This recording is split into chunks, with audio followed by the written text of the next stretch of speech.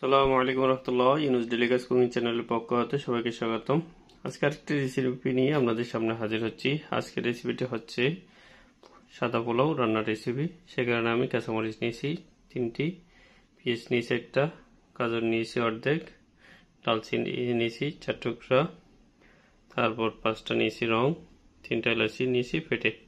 মানে এগুলো দিয়ে আমি সাদা পোলাও রান্না তৈরি করব। চলুন তাহলে দেখা যাক।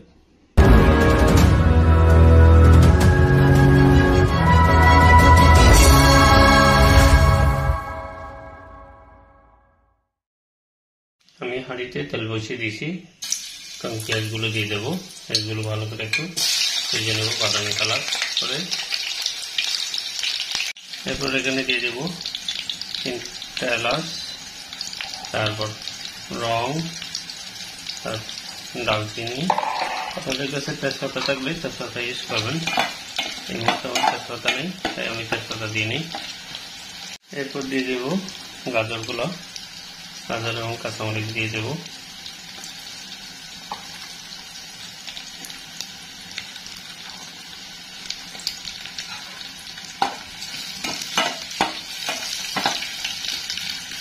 তারপর দেবো হালকা পরিমাণ লবণ।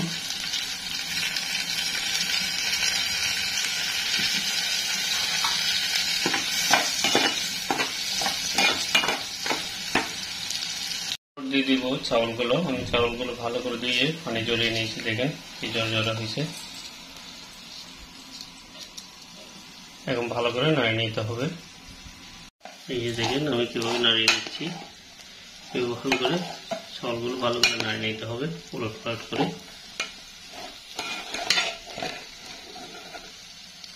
এই যে দেখেন আমার চাউলগুলো ভাজা হয়ে গেছে।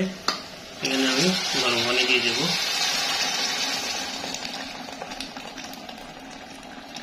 এরপর আমি 3 কাপ পানি দিয়ে দিয়েছি, যেহেতু আমি 1 কাপের চেয়ে একটু চাউল বেশি দিয়েছি। তো পানিগুলো দিয়ে আমি ভালো করে সিদ্ধ করে নিচ্ছি চাউল। দেখি আমার ভাতগুলো কেমন হয়েছে। মাশাআল্লাহ, আমার ভাতগুলো হয়ে আসছে, কি সুন্দর দেখেন। অসাধারণ হয়েছে।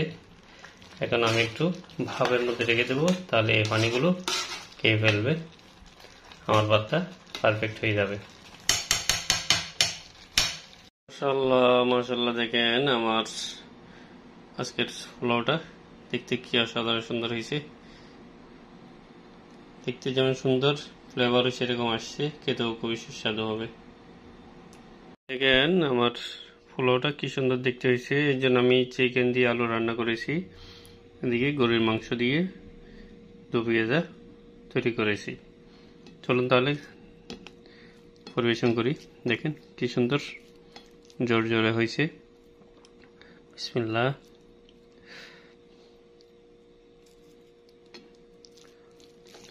বরকাতুল্লাহ।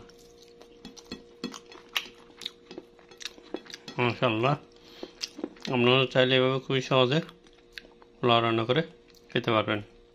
তো ভিডিওটি কেমন লাগলো কমেন্ট বক্সে জানাবেন। আল্লাহ হাফেজ।